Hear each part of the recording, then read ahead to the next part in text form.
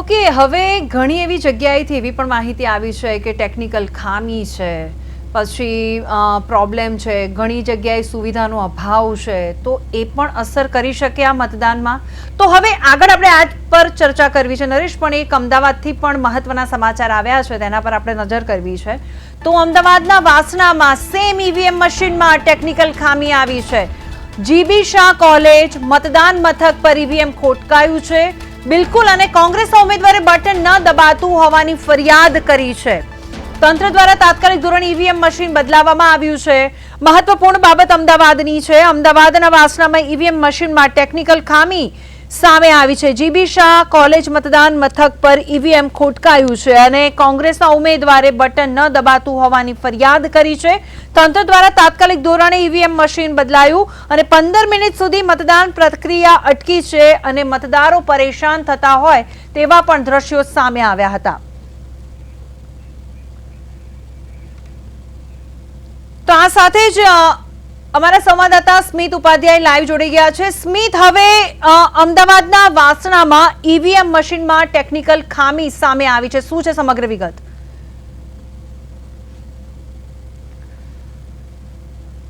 જી, અમદાવાદમાં જે વાસણા વિસ્તાર છે, જીબી શાહ કોલેજ છે, તેમાં જે ઈવીએમ મશીન હતું તેમાંથી કોંગ્રેસનું જે મત આપવાનું જે બટન હોય છે તેમાં ક્યાંક ટેકનિકલ ઇસ્યુ જે થયો હોય તેવું જાણવા મળ્યું હતું. અને ત્યારબાદ દિગ્નેશ જોશી જે તેમના ઉમેદવાર છે તેમને ઈવીએમ મશીન જ્યારે ચેકઅપ કરવામાં આવ્યું ત્યારે તે અરજી કરી હતી ઇલેક્શન બોર્ડને. ત્યારબાદ તેઓ જે મશીન છે તે અડધો કલાકની અંદર બદલી દેવામાં આવ્યું હતું, પરંતુ ત્યાં જે મત અધિકારીઓ જે હતા તે મત આપવા પહોંચ્યા હતા તેઓને 20 થી 25 મિનિટ જે છે તે લાઈનમાં ઉભું રહેવું પડ્યું હતું. અને જે તડકો જે અત્યારે જે તાપમાન પણ વધારે છે તેઓ લોકોને જે છે તે ગરમી પણ મહેસૂસ કરવી પડી હતી. જે રીતના અમદાવાદમાં જે વાસણા વિસ્તારની જે વાત છે તેવી રીતે જે વાસણા વિસ્તારમાં જે જીબી શાહ કોલેજ છે તેમાં ઉગ્ર બોલાચાલી પણ થઈ હતી. જિગ્નેશ જોશી જે છે ઉમેદવાર તેઓ સાથે અને જે અંદર જે બેઠેલા ઉમેદવાર જે અધિકારીઓ છે તેમની સાથે પણ બોલાચાલી થઈ હતી. અધિકારીઓને ક્યાંક ને ક્યાંક ખબર હતી કે અંદર કોંગ્રેસનું બટન દબાતું નથી. તેઓ 2 થી 3 વાર રજૂઆત કરી, પરંતુ જ્યારે ત્યાં કઈ વ્યક્તિનો જવાબ ન મળ્યો ત્યારબાદ તેઓ જે છે તે અરજી કરી હતી. ત્યારબાદ અરજીનો જે એક્શન લઈને જે ઇલેક્શન બોર્ડ છે તેમને ઈવીએમ મશીન તાત્કાલિક ધોરણે 25 મિનિટમાં બદલી દેવામાં આવ્યું હતું. બિલકુલ. હવે સ્મિત, 15 મિનિટ સુધી આ પ્રક્રિયા બંધ રહી છે તો લાંબી લાઈનો વધતી જતી હશે, એટલે અત્યારે ગરમીનો માહોલ છે અને સાથે સાથે મતદાતાઓ જે રીતે મતદાન કરવા માટે આવે છે અને તે લોકોને લાંબી લાઈનમાં ઊભું રહેવું પડે છે, એટલે અત્યારે ક્યાંક ને ક્યાંક સવાલ એ છે કે સુવિધાનો અભાવ જોવા મળી રહ્યો છે. જી, અમદાવાદમાં ઘણી બધી એવી જગ્યાઓ છે જ્યાં પંખાની સુવિધા નથી, જ્યાં જે પંખાઓ જે હોય છે બે લગાવવામાં આવતા હોય છે, પરંતુ જે ટેબલ જે કાઉન્ટરો લાગેલા હોય છે વોટ આપવા માટે તે કાઉન્ટરો વધારે હોય છે. પંખાની સુવિધા જે પવન પણ અંદર આપતો નથી હોતો.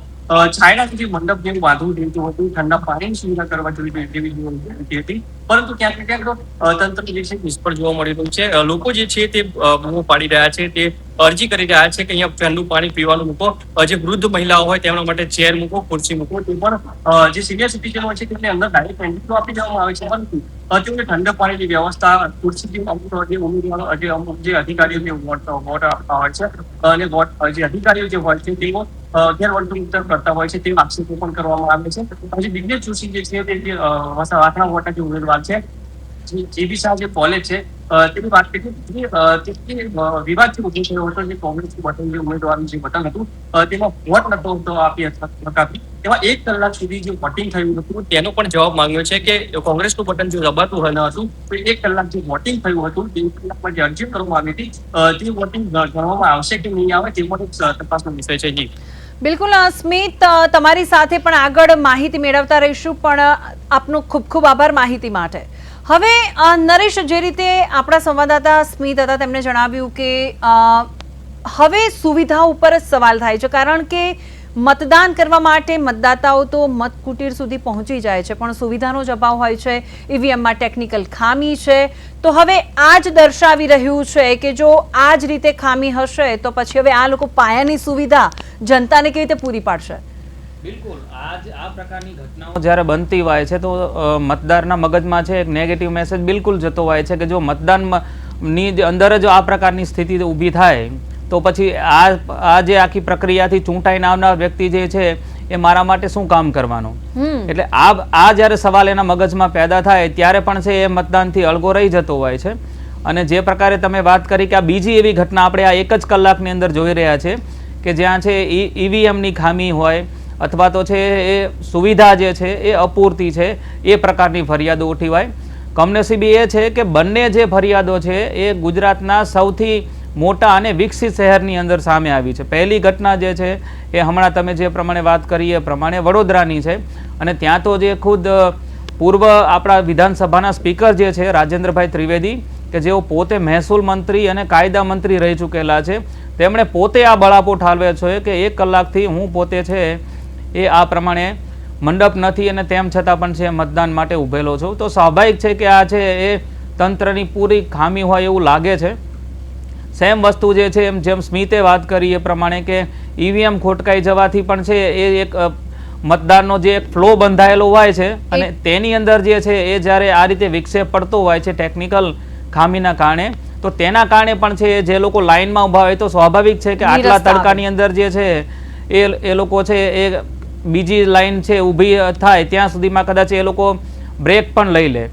તો આ પ્રકારની ઘટનાઓ જે છે એ ફરીથી ના બને તેના માટે થઈ અને તંત્રએ છે પૂરતી તકેદારી રાખે આજના દિવસ માટે એ ખૂબ જ જરૂરી છે.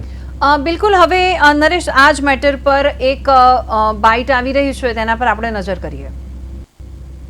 આજુબાજુ જાણ થઈ મતદારો દ્વારા કે ભાઈ તમારી જે 2 નંબરના ક્રમાંકવાળી કોંગ્રેસ પાર્ટીના ઉમેદવાર હું જિગ્નેશ જોશી છું, તમારી જે સ્વિચ છે એ વર્ક નથી રહી, કામ નથી કરી રહી. 4-5 વખત અમે સ્વિચને દબાવીએ છીએ તો પણ લાઇટ આવી નથી રહી.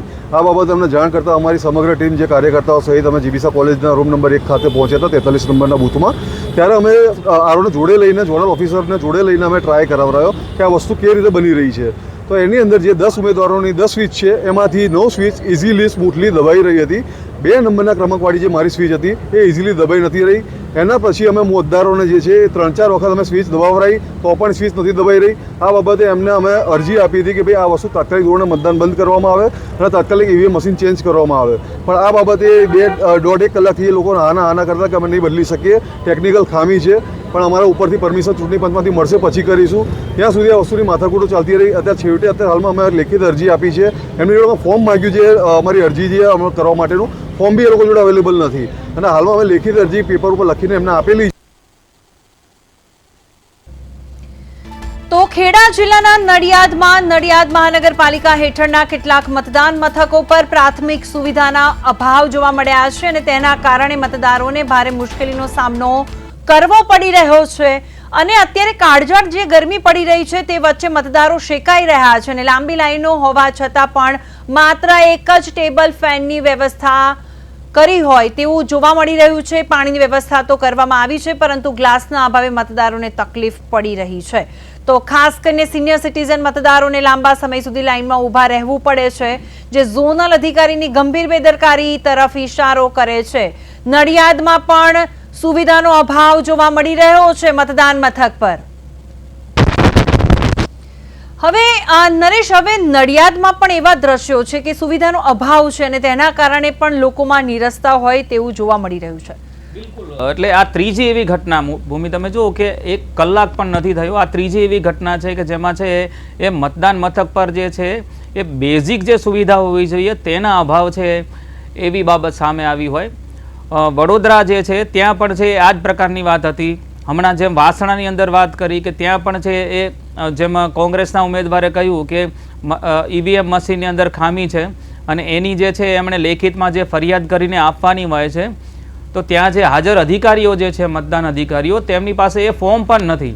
તો સવાલ એ થાય કે આટલા સમયથી 1 મહિના કરતાં વધારે સમયથી જે છે એ આખું તંત્ર એના માટે કામ કરી રહ્યું છે, ત્યારે જો આ પ્રકારની અવ્યવસ્થા ઊભી થાય તો એ ચોક્કસથી જે છે એક સવાલ તો ઊભો કરે જ છે.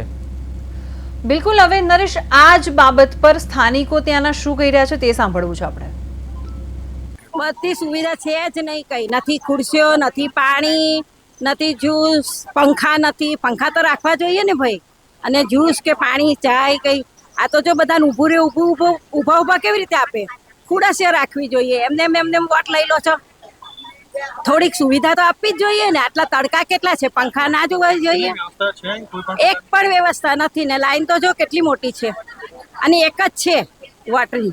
એક બૈરાઓનું છે ને એક મહિલાઓનું છે ને એક પુરુષોનું છે, કોઈનું છે નહીં. આવી રીતે તો ના હોય ને.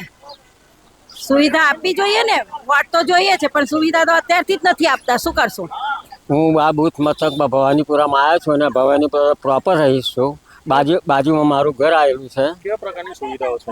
સુવિધાઓમાં તો જો આખા સ્ટાફ એમ કે કુલર હોય તો સારું, અને વર્ગની અંદર એક જ પંખો છે.